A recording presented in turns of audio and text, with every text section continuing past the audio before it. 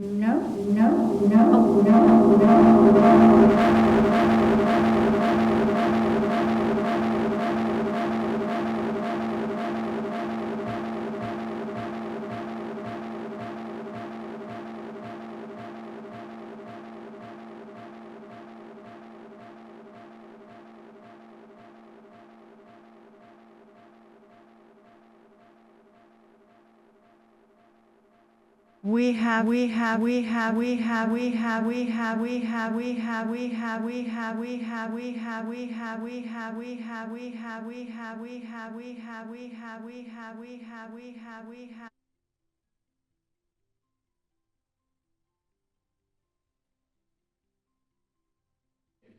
won't be here. You better say it again and again and again.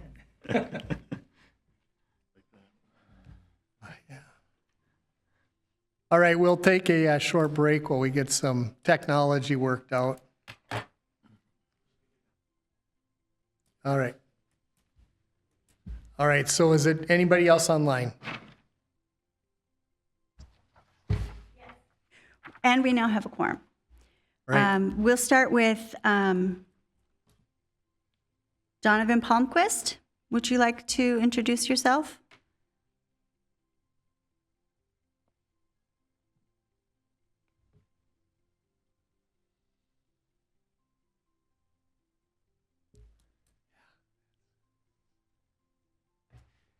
Can you hear me?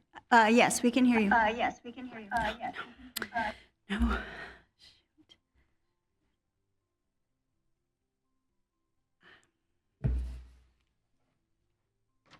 So Jennifer? Their voices come through them up there. Yeah. They should be coming through. I thought I heard her for a second. Well, Yeah. I am. So, No, you're muted. It's not coming through here. It's these people, like they have to unmute. And he did, Okay. but we couldn't hear him. Okay. Jennifer, maybe it would be easier if you just told us who's online and where they're Okay. from. Thank you, I will. We do have Donovan Palmquist from Eureka Township, Aaron Labrie from Dakota County. We also have Christopher Gardner, I believe, from MnDOT. I also see Nick Motters and Kyle Fisher. And thank you very much. And then we'll go around the dais here and let's start down with the distinguished gentleman on that. Oh, boy. I'm Pat Moynihan. I'm a hangar owner and a pilot, and I'm also the RAC representative for the Airlake Airport. Adam Forsberg with Aloft Aviation. Steve Getter, I'm also a pilot and hangar owner at Lakeville. John Bermel, I'm a Lakeville City Council member. Tom Fitzhenry, I'm a user at the airport and represent Civil Air Patrol. Tina Goodroad, Community Development Director, City of Lakeville. Dan Walbert, I own a hangar and an airplane at Lakeville. All right. You guys don't want to introduce yourselves? Hi, Sam Seafelt, MAC Airport Manager at Lakeville, or Airlake. And I'm Jennifer Lewis. I am the MAX Community Relations Coordinator. I'm Ryan Ziegler, the Recording Secretary for the meeting. Wonderful. Thank you. Welcome, everybody, and welcome to this meeting. Next item on the agenda, agenda discussion. Committee members, are there any agenda items or any other changes that you'd like to propose for your agenda today? Not for me. Okay, I'll make a motion to approve. the agenda. Do we have a second? Second. All right, so we have a motion and a second to approve the agenda. All in favor, say aye. Aye. Aye. Is anyone opposed? All right, the agenda is good to go. Consent agenda items, remember, these are not individual items we'll vote on. We'll vote on these as a package. So members, is there any of either of these agenda consent items that you would like to pull for further discussion? Okay, so hearing none, I'll take a motion to approve the consent agenda. Motion to approve. Second. We have a motion and a second. Any further discussion? All right, everyone in favor say aye. Aye. Anyone opposed? Right, now is the time that we open up the meeting for public comment. If there's Mr. any- Chair, Yes. I'm sorry, before we proceed, who made the motion? Steve Getter. Thank you. And who seconded? Pat Moynihan did. All right, good to go? Good to go. All right, so public comment, this is the time that we allow the public to make a comment. If you do make a comment, come on up to the podium here, and please keep the comment to 3 minutes or less. Is there anyone that would like to make a comment? Anyone online? And with anybody online, it might be a good idea if they type in the chat, being that we have some technical difficulties. Yeah. Right. You seen anyone expressing a desire to make a comment? Okay. Next item, information items. First one, Airport 101, the value of the airport in the community. That's Jennifer and Sam.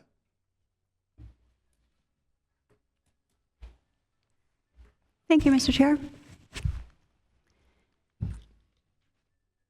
Once again, I'm Jennifer Lewis. I am the MAX Community Relations Coordinator, and I and Sam Seafelt are here today to share with you some of the core elements of aviation and Airlake Airport, and the many reasons that Airlake Airport is a valuable piece of the community.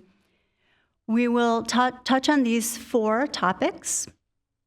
I will cover the aviation basics, and then Sam will take over with local aviation overview and the anatomy of Airlake Airport. And then I'll be back with you to talk about the community engagement aspects. Very first thing is aviation basics. This is foundational information that will hopefully be helpful during some of the communications and discussion items that we have in these particular meetings. We already know that there's been a lot of questions and some confusion at times about how things fit together at the airport and some of the understood underlying mechanisms and framework that they're not negotiable at the airport. And so these basics are going to help build that foundation just to hopefully shed a little bit more understanding for folks who really aren't that acquainted with aviation. First of all, everybody speaks English in aviation. It is the universal language across the globe. So pilots don't have to pick up a whole bunch of different languages to fly from country to country. Everybody has agreed that English will be the language used. And there's also a time clock that's also universal, and it's GMT and UTC time. It's what time it is all over the world.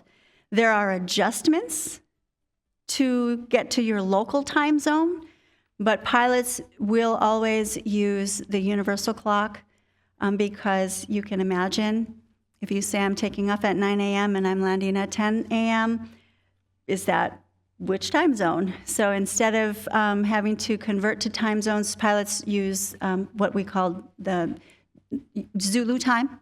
That's what we basically call it. The Federal Aviation Administration has sole jurisdiction over aviation in the United States. Other countries, of course, have their own rules, but in the U.S., everything, pilots, airspace, flight procedures, airplanes, airports, all regulated by the Federal Aviation Administration. And each airport has a unique code. The code for Airlake Airport starts with a K. Airports within the contiguous U.S., the code always starts with a K. So it's basically understood. And so when we're talking locally, most of the time, we just use the 3-letter code. And for Airlake, it's LVN. So the full code is KLVN, and we drop the K for that reason of being understood. So we just call it LVN. And that's why in a lot of our materials that we share about the airport, we will use that three-letter code, LVN. Airspace is public in the United States, except where it is protected or restricted. Again, by the FAA, you have certain airspaces that are going to be protected and no-fly zones for general aviation, but airspace over Airlake Airport, it is public airspace, and it is used by many different aircraft operators that come and go to many different airports. The regulators, as I said before, FAA in the U.S., the FAA reports to the U.S. Department of Transportation, and they report to Congress. So in the state of Minnesota, we also have some rules we have to abide by, and some of those rules have to be coordinated with the FAA, but also with the MAC. And the MAC doesn't own all airports in the in the state of Minnesota, but the MAC does own 7 of them. Even though we own 7 airports, and they're all within the Twin Cities area, the MAC has a board of commissioners that were appointed by the governor of Minnesota to serve and represent the entire state. So we have 7 airports in the Twin Cities area, but the actual MAC commissioners, their representation goes outstate as well, not just the Twin Cities area. And Sam is the local ruler. He's the manager of Airlake Airport, Crystal Airport as well, but we're going to focus on Airlake today. If we look at the big picture of aviation, the number of airports, the number of public use airports has been going down. What you see on the chart here is that we did have 5,589 public airports in 1990, and that number is now 5,082. We also show in blue, the blue columns represent the number of private airports. And that number, it's just gone down slightly in the past couple of years, but there are actually numbers for every single one of these years, but we're focusing on the past couple of years. And then the data that we have just goes back to 1990. So this is a snapshot of what the number of airports has been over time. General aviation aircraft types. Right now, the FAA is reporting that there's about 10,000 registered rotorcraft, which is a helicopter, fixed-wing aircraft, 167,000, and light aircraft, which includes some experimental aircraft, that's 34,200.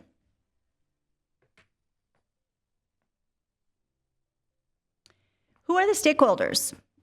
At the MAC airports and aviation in general, these are the major stakeholders: aircraft operators, airport tenants, communities, whether they're surrounding the airport or not. Community means everything, including airports, and businesses on and off the airport are also part of that community. Regulators, because there's a lot of different types of regulation, a lot of layers of regulation, and the process for either changing a regulation or I would say proposing new regulation, it's a very long process because there are so many different layers and so many different regulators that get involved in those things. Aviation consumers, that's basically everyone. I don't know anybody today that can live without aviation in some form or another. We've just, as a society, become so dependent upon aviation. And then airport owners like the MAC, we are also a stakeholder. What is the value? In 2023, the FAA estimates the value of aviation in the U.S. to be represented by 26 million flight hours, general aviation flight hours I'm not quite sure how they calculate that, but the FAA puts out a report. It's called By the Numbers, and that report does show that in fiscal year 2024, which basically was, calculating everything that happened in 2023, it totals 26 million flight hours. The share of GDP that aviation represents is 5.2%. And then annual earnings from aviation is $488 billion. That was in 2023. U.S. jobs generated from aviation, 11 million. So these are, pretty significant numbers. We at the MAC also calculate, the value of aviation in our system, which we'll get into a little bit later. But this is the big picture for 2023 for all aviation in the U.S. Now we're going to talk about the local aspect of aviation, and Sam's going to take over from here.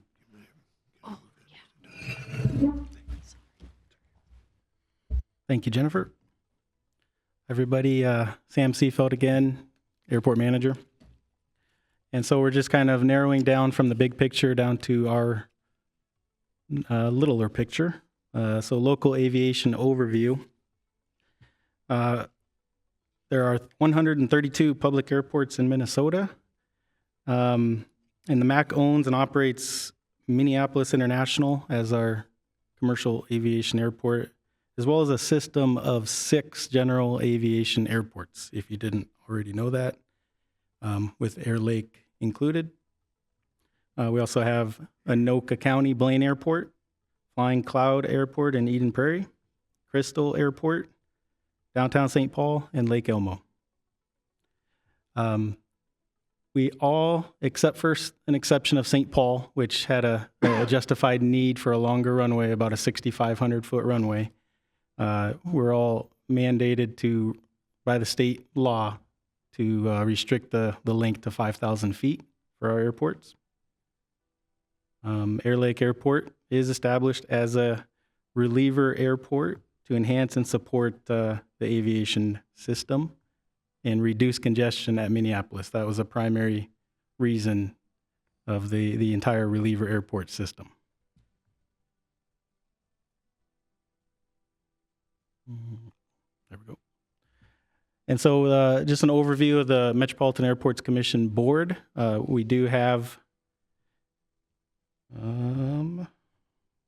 8 districts, each district having a representative on the MAC Commission. There's 4 outstate representatives from Thief River Falls, Duluth, St. Cloud, and Rochester appointed to the board as well. And then Minneapolis and St. Paul each have a mayor-appointed board member, as well as a chair appointed by the governor. That creates a 15-member board that meets once a month with a couple other committee meetings on off weeks as well. And then moving on. Oops. So we have an excerpt here from a sectional chart, which is an aeronautical chart that pilots have to use in order to properly and safely navigate the national airspace system. There's a lot of information on here, which pilots are able to read more effectively after they go through the proper training. But after a while, it becomes second nature to look at a chart and look exactly at what you need and find the information you need based off any combination of symbols, lines of different colors, circles, and different abbreviations of numbers to tell you the information that you need. Basically, the point we wanted to make here is that flying in a congested airspace like this is a difficult thing to do, and pilots have to receive the proper training in order to do it. And I guess from the surface up to where you need to go, whatever altitude or whatever direction you're going, you have pilots that are looking up the information they need, tuning in frequencies, and talking to different controllers and talking to each other in order to safely navigate the system.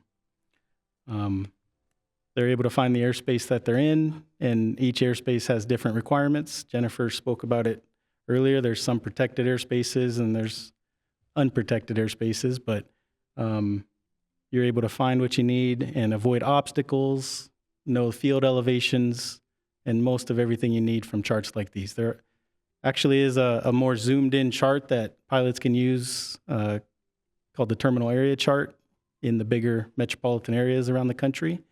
But most pilots around the country come to be familiar with these sectional charts, which are wide multi-state areas.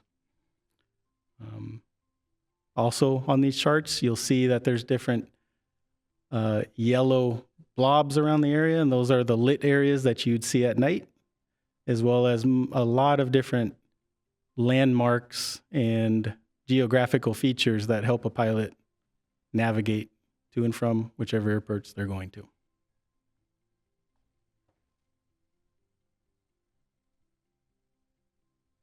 Okay, so we have a couple pictures. 1970, the Airlake Industrial Park, and then basically a 2024 picture of the same place, showing the increase in industry and the increase in buildings at the airport, along with the surrounding area. So it's just a nice little reminder of where we were to where we are now.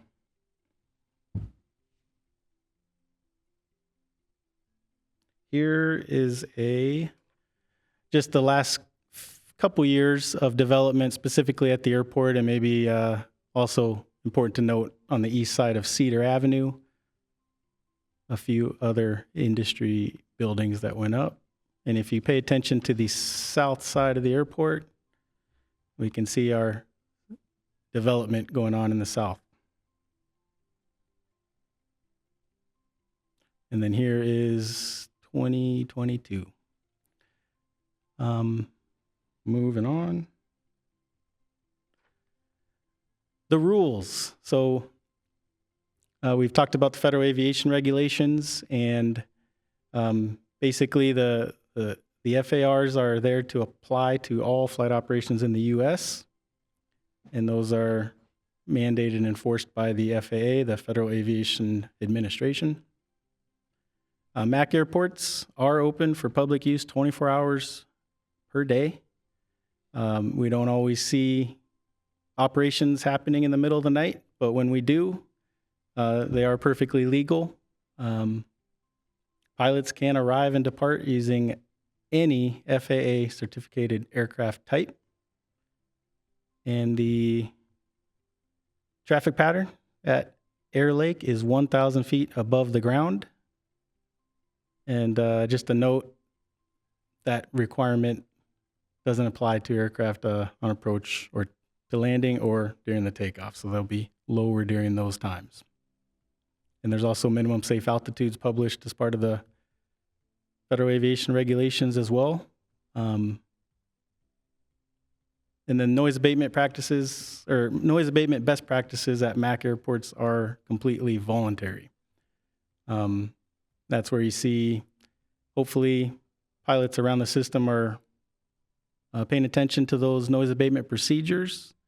And we may see different around the system, different complaints, but for the most part, if they're following the noise abatement practices, there could still be some homeowners or residents that could be irritated by some of the aircraft noise, but it's just a common fact around airports. And then wind direction are used to help determine which runway to use. Aircraft always want to try to take off and land into a headwind, or whichever runway would be most suitable for the most amount of headwind. There's a picture of our local Airlake windsock, which we try to replace at least once a year so it doesn't get faded by the sun. Okay, moving into anatomy of the airport. And while we're talking about the wind, the runway designator as well is based off the magnetic direction that the aircraft is pointed. So for the non-pilots that listen to these on these meetings throughout the year, when we're talking about different runway, It's basically talking about the direction that they're using for takeoff or landing. And then we have an automated weather observation system that also reports the wind and velocity in a magnetic direction to help pilots choose that suitable runway. And then just for specifically runway 1230 at Airlake, 4,999 feet long by 75 feet wide. And it's that northwest-southeast alignment that we see. And a lot of times we just talk about north and south side of the runway like that and just the east-west flow. But it is a northwest and southeast alignment. And then moving on, the runway 30 end, which is your aircraft pointed in that 300 magnetic heading, that is our calm wind designated runway. And then some other things about the Airlake Airport, basic features. Most airports do have an FBO. Ours is the Aloft Aviation, also known as Aircraft Resource Center. And they're there to provide all the basic common services for pilots and aircraft owners. Things like aircraft flight training, rental, aircraft maintenance, fuel provider as well, and pilot supplies and sometimes charter as well. And then our hangar area, we have about 100 and, I'm looking it up here, about 106 building leases at the airport with about 130 based aircraft. And basically, the MAC is there to make sure our aircraft tenants or hangar tenants have access to their aircraft at all times. And aside from this one storm we had at the beginning of March, we've been able to maintain everything open as much as possible. We were, however, closed for about 14 hours during that last storm, just unable to keep up with the 1.5 inches per hour of snow that we were getting. But most of those aircraft hangar storage buildings are just that. They're just for aircraft storage and incidentally anything else that a hangar owner could put in that hangar without impeding the movement of that aircraft in or out. Weather monitoring, our south side weather station is our AWOS, Automated Weather Observation System, and pilots usually use that before taking off and when approaching the airport to get the pressure, altitude, wind velocity, ceiling, visibility, all the important information and data that you need to safely operate that aircraft. Okay, moving on. These are some aircraft types that we most commonly see at Airlake. And it comes out to be about 95% of just small piston propeller aircraft. But we do have other aircraft that we see as well, including a couple jet operations, or a few jet operations per week, as well as some twin engine transient aircraft here and there, and flight training, some helicopters, and some turboprop aircraft. Moving forward. Some of the technical systems at the Airlake Airport I want to talk about include the lighting and navigational aids that we have as a benefit at the Airlake Airport. These are information that pilots need to look up this information. They're able to look up in chart supplements, specifically this airport and facilities directory, and they're able to get information they need on how to tune and properly navigate to the different nav aids and what type of lighting we have at the airport. So first of all, we'd like to pause here and allow for this video to play, which was provided by Tom Fitzhenry and Al Alwyn.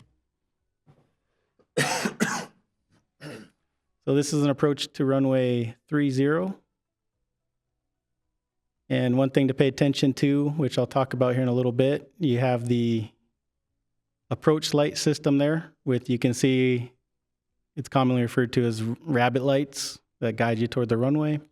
Off to the right, you see a green and white light. That's our airport beacon that is constantly rotating throughout the night.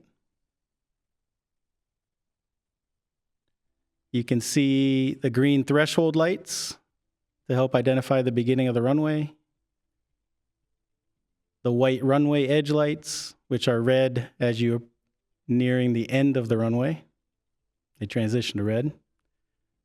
The set of 4 PAPI lights, which is our precision approach path indicator, off to the right side of the runway to help the pilot come in on a nice glide path. There's the orange windsock to the left, and you see those blue lights to the right and left. Those are taxiway lights to help the pilots identify which surface they're on. Does anybody want to watch the video again? Nice smooth landing by Captain Fitzhenry.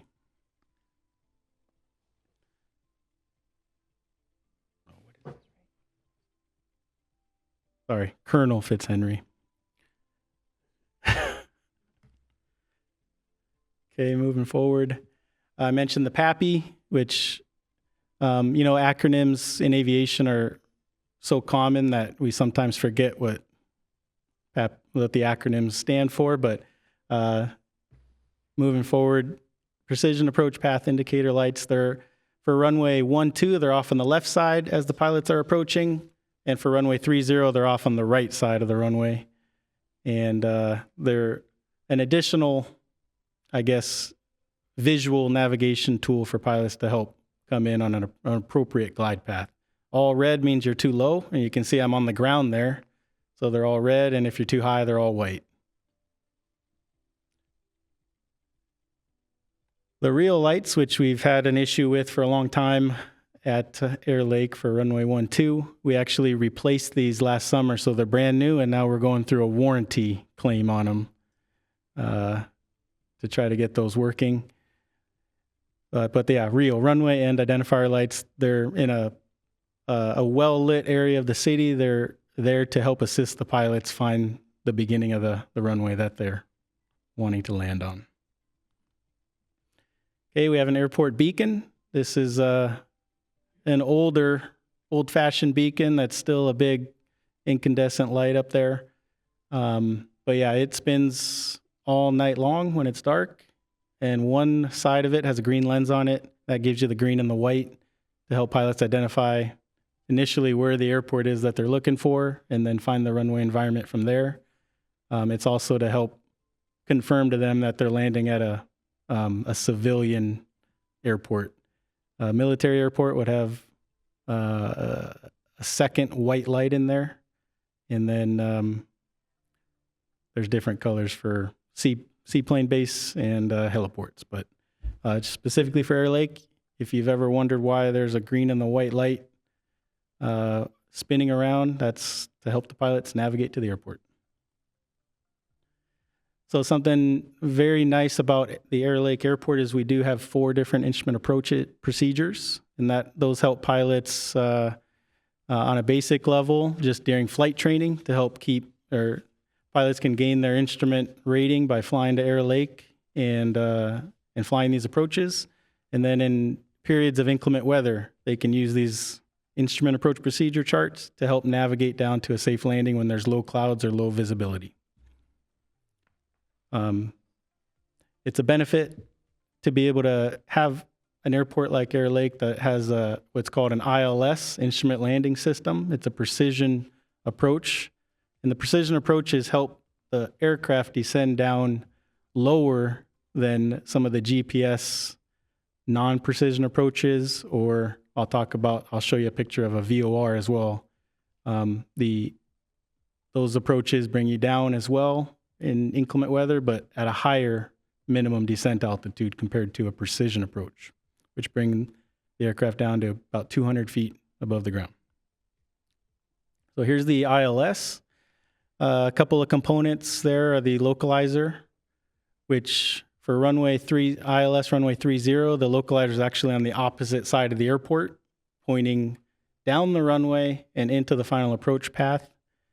And it just, the different I guess, radio waves that go out, those balance in the airplane's instrumentation, and the pilots are able to line up, hopefully, right on center line when coming in for the ILS. And then there on the left is the glide slope, and it's the same concept. It's helping pilots, while they're in the clouds with no visual of the runway, come down on a nice glide path toward the landing surface. You might hear us talk about Mauser, and those are the approach lights that you saw on Tom's flight. And I love this acronym. It's the Medium Intensity Approach Light System with Runway Alignment Indicator Lights.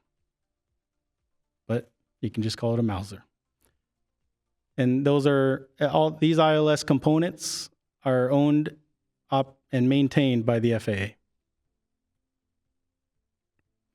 Okay, about 2 miles east of the Airlake Airport in a field, we have another antenna owned and maintained by the FAA, which is the VOR, the Very High Frequency Omnidirectional Range. And that's the main navigational tool used for the VOR approach, which is a non-precision approach at the Airlake Airport.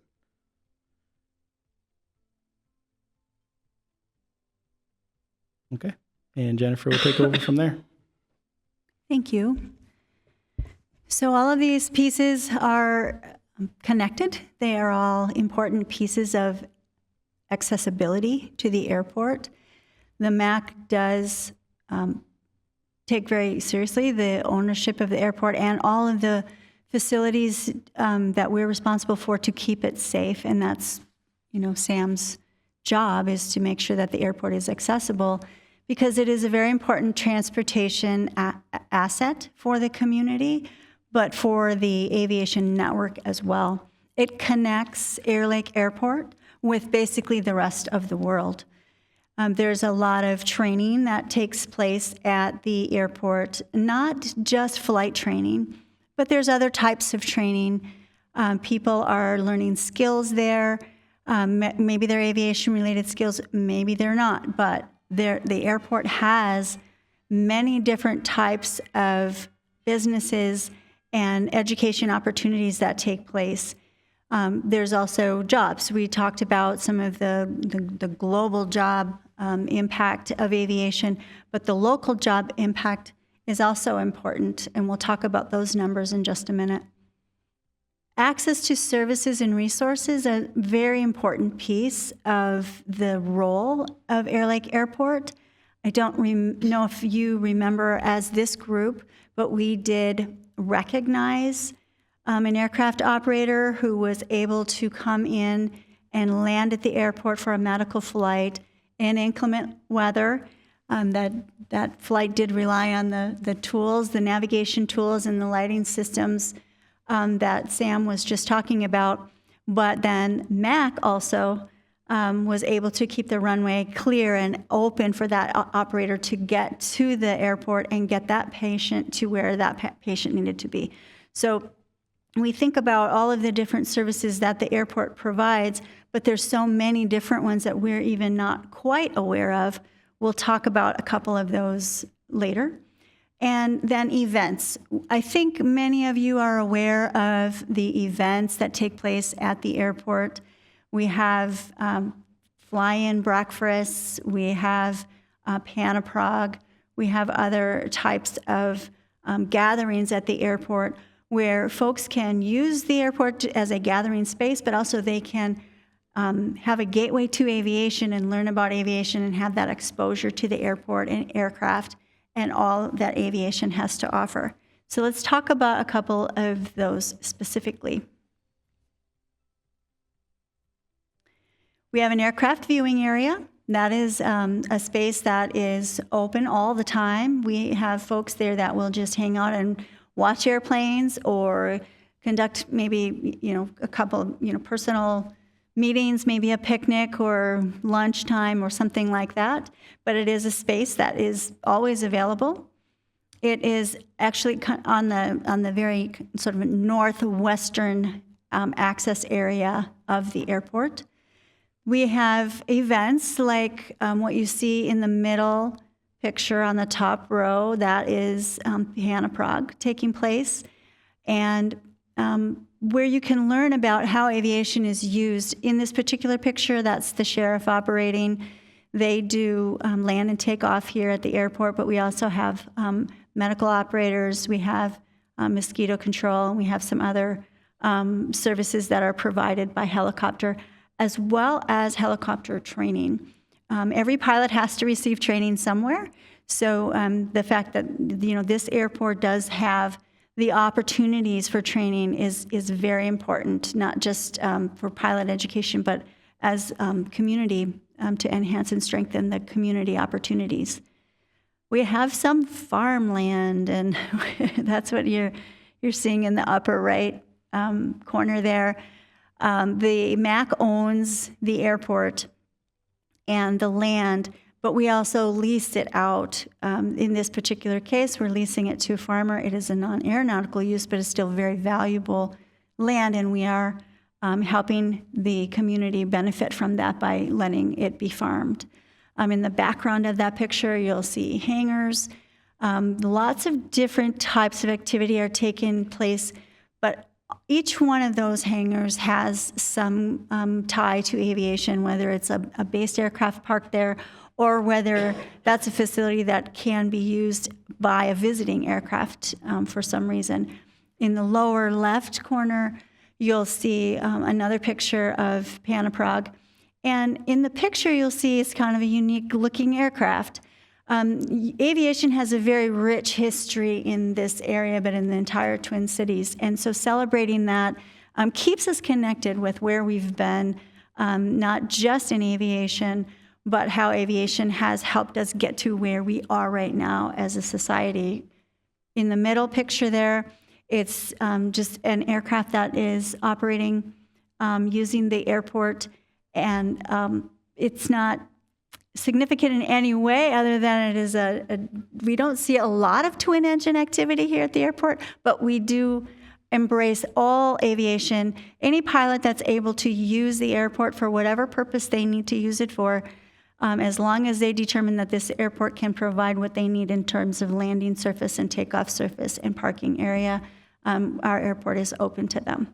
And the picture in the lower right is just a reminder that airplanes come here and they come and go from the airport. They are coming from somewhere and they are going to somewhere. And there's a lot of value in being able to have the freedom to come and go wherever you need to, because as you know, commercial service is not available at every airport, and it isn't always convenient for getting people to where they need to go. Here are the numbers for Airlake Airport, and I will fully acknowledge we're not quite there yet with our updated numbers, so the numbers you're seeing there are about a year old. The economic value is $13.2 million for Airlake Airport. We had, this chart says about 38,000 operations, but we actually know in 2024 we had 42,000 operations. We've got equipment based on the airfield. We've got 139 based aircraft, and the annual operating revenue is $431,000. And if you're interested in the number of lights we've got on the airfield, there's a count of those there at 212. I will also point out some services that it's in small print here, and it was, the logos appeared on the previous chart, but I can't say enough about sort of I'll say it's a little obscure, but Civil Air Patrol is a high service provider that does benefit not just this airport and this community, but everywhere. They provide a very valuable service, and EAA also provides a very valuable service flying young people and training, networking and mentoring young folks. They have a Young Eagles program that introduces people to aviation if they don't have any other opportunity to do so. EAA welcomes them and embraces the opportunity, but they also encourage young people to continue that on. One more thing that the MAC does to promote general aviation throughout our system, including Airlake Airport, is to show, this is a very high-level overview of general aviation at MAC airports, but we created a video a couple years ago. It's about 3 minutes or so long. I'm not going to share it with you today, but I am going to tell you it is available on YouTube.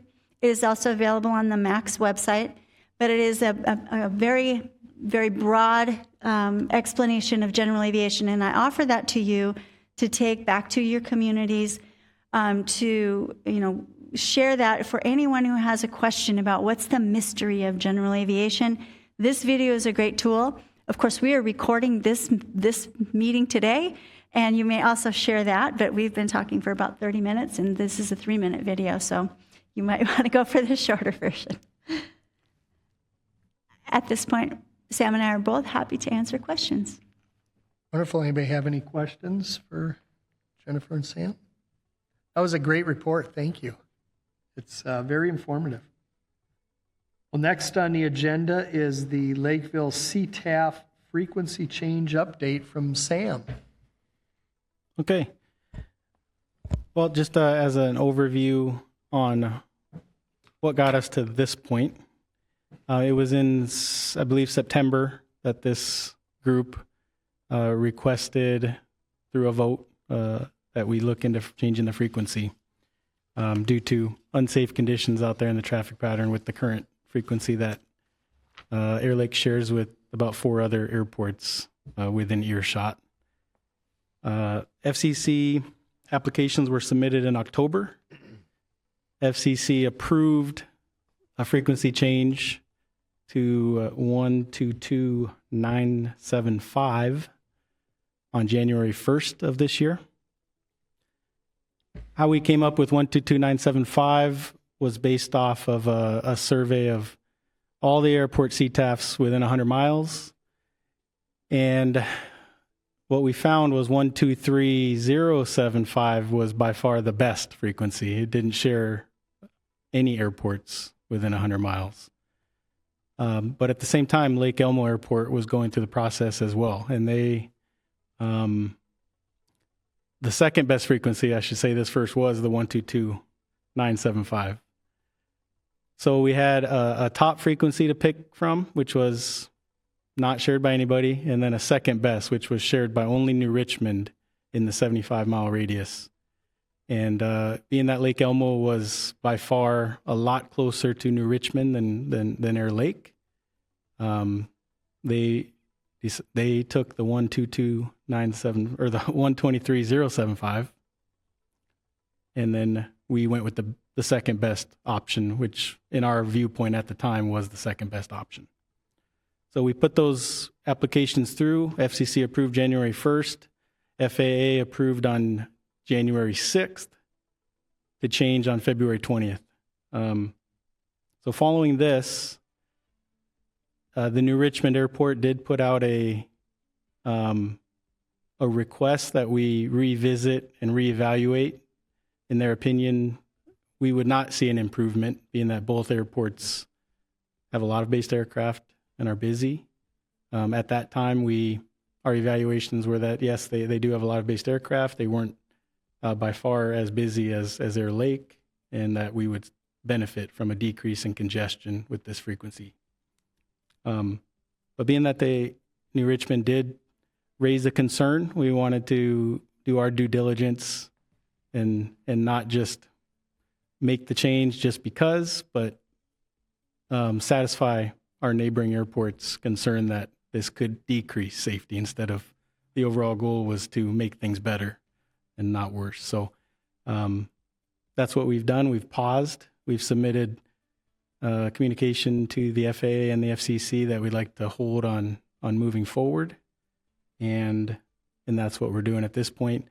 Some other options that could be a good decision. We do have the third best option was 123.05, which is shared by Red Wing and a helipad at the Mayo Clinic. But Red Wing is also a busy airport with lots of aircraft. So we're just trying to make the best decision with all available information before moving forward with this change. We know it's not if the option for a different frequency comes up in the future, that we can always make this change again, but we don't want to just do knee-jerk reactions and change the frequency all the time. We want to find the best frequency that we can have for the long term. So that's the update. The last time I updated this group was just that we were submitting the application to the FCC, but now we've had a lot of updates since then, so just wanted to keep everybody in the loop on that. We are still on 123.0 for the time being. So if you have any questions on the process there, I can answer that. All right, thank you, Sam. Any questions for Sam? All right, we are moving through this. Our next item is the Lakeville Housing and Population Growth, given by Tina Goodroad.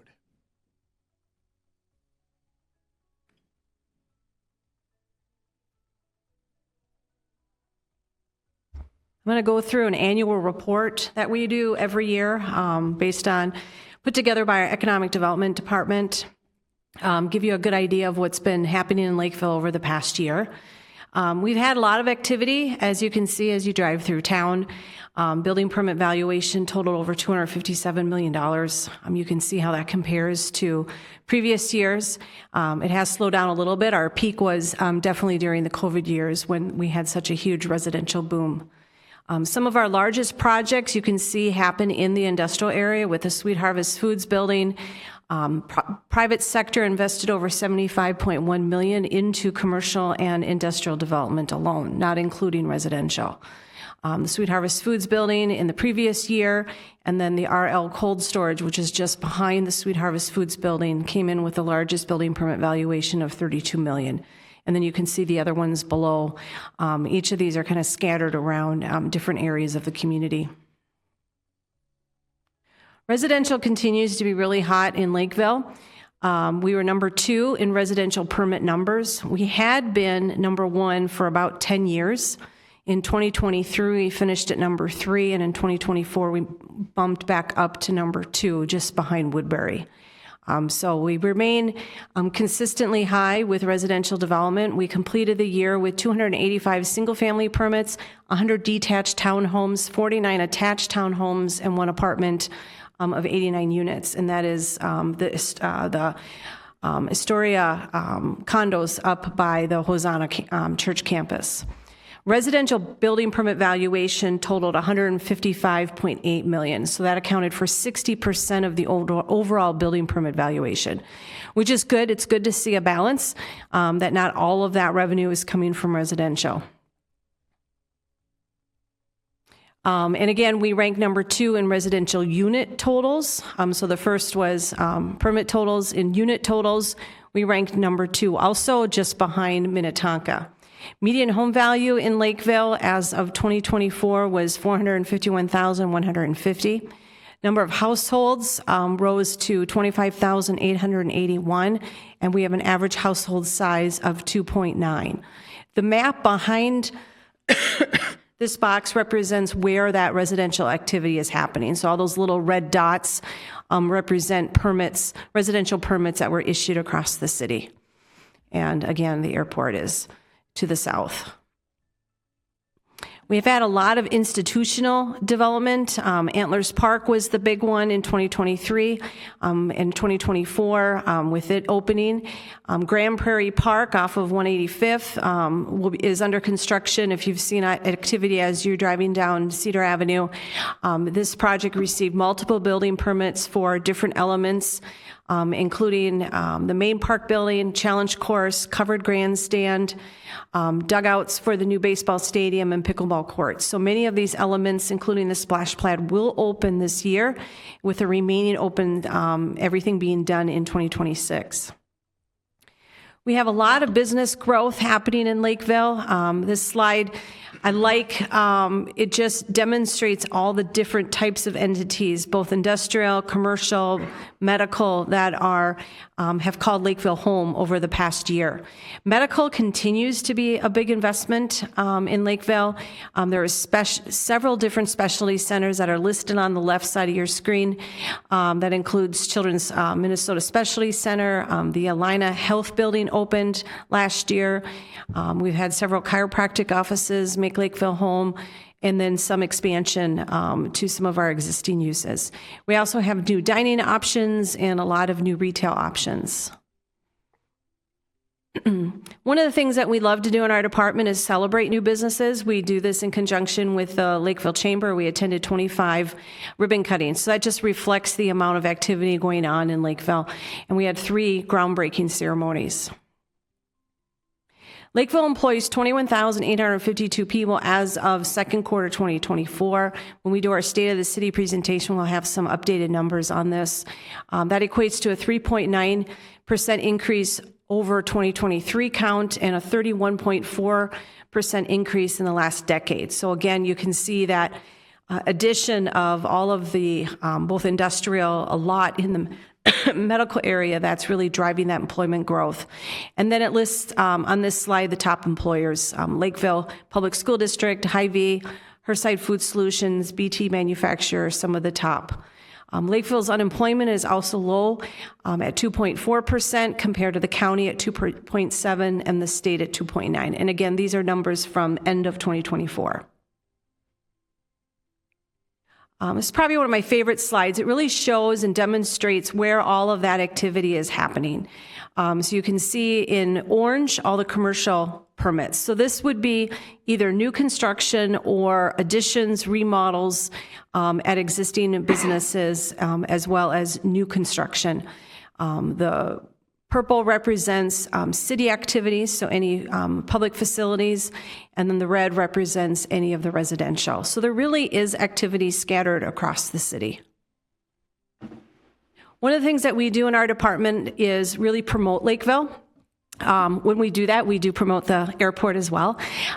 We really try to do a lot of outreach to prospective business owners. One way that we do that is reaching out to brokers. So we have a lot of activities take place at attending brokers events.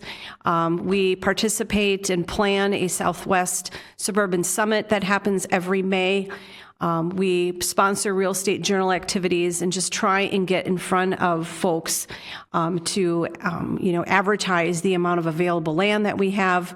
We still have over 600 acres in the industrial park, looking at opportunities to expand that. So it's something that we spend a lot of time on in our positions. We did complete an economic development strategic plan. You can find this on our website. This lays out the foundation of activities that we're going to be doing alongside our Economic Development Commission over the next 4 years. And one of the things that we're kicking off with that is a business retention and expansion program visits, which is basically a partnership with the chamber and the city to complete business visits. And we're going to visit with industrial businesses as well as all of the non-industrial, so our medical, commercial, our hospitality, and so forth. And I think that's probably on this slide. So that's really our focus this year. We'll be also looking at our downtown plan and doing some updates to that, as well as an industry cluster analysis. Any questions? I know that was kind of quick. Thank you. Any questions? Doesn't look like there's any questions. All right. Thank you. You know, it's remarkable how when we saw the airport piece, we saw the economics of aviation, we see the growth happening in the community, and I'm grateful that we have an airport. I think that's going to be a significant factor as we continue to grow. And then seeing it as a community resource too in the events. I'm sure if Krista Jeck were here, she'd be, they've held some chamber events out at the airport, and it's been just a valuable partner. So we're grateful. Thank you for that presentation. Airport manager update from Sam. Okay. I just have about 4 things to provide an update to. The maintenance building office is starting its renovation on April 15th, sorry. And basically that project consists of almost an entire gut demo of the entire inside. They're going to replace 3 walls and replace the roof. That's about a 60-day turnaround on that project. Because of that project, we don't have an early tenant and airport user barbecue this year. It's now rescheduled for October, specifically October 6th at 4:30 p.m. before the snow flies. Airlake Airport does have the 225th Street paving on the budget this year. The current status is that it's going out for an RPZ alternatives analysis to the FAA, and that's another acronym. It's the Runway Protection Zone. So that's basically the first step to review before obtaining any approval to do the work. And then the planning will start, and we'll talk about bidding after that, but that's the current status that we're in. And then the other goals for this summer are just to continue the coordination and communication with the FAA in order to get the environmental assessment started. We do have we have received some updates from our MAC Airport Development Group that the team members there and the FAA are having some positive discussions, as well as discussions with all 4 pipeline companies that have the pipelines underneath the runway. So everything's kind of moving in a more positive direction than we've had over the last couple of years. But at that point, that's the only update I have for those projects. Thanks, Sam. Any questions? All right. Well, that takes care of item 5. Item 6 is member announcements. Do we have any member announcements? Hearing none. Well, I guess just there'd be one. July 6th is the Lakeville Lions are having the fly-in breakfast at the Airlake Airport. And I guess it's going to be very similar to last year. We are still working on the appearance aircraft that come in. But anyway, that's coming. I know of the EAA is having a fly-in breakfast, at least currently scheduled for Father's Day. I don't know any details on that particular one, but that's the best I know. They were considering moving it to Mother's Day, but I haven't heard anything definitive on that at the moment. But Yeah, well, today we had a visit. you're muted. Today we had a visit from Gary Black from Arista, and we're actually in the process of purchasing a Cirrus simulator and adding a 10-day accelerated instrument course to the airport with a Cirrus simulator. So that's would be very exciting. So it would drive airport operations up. Maybe we could beat Anoka.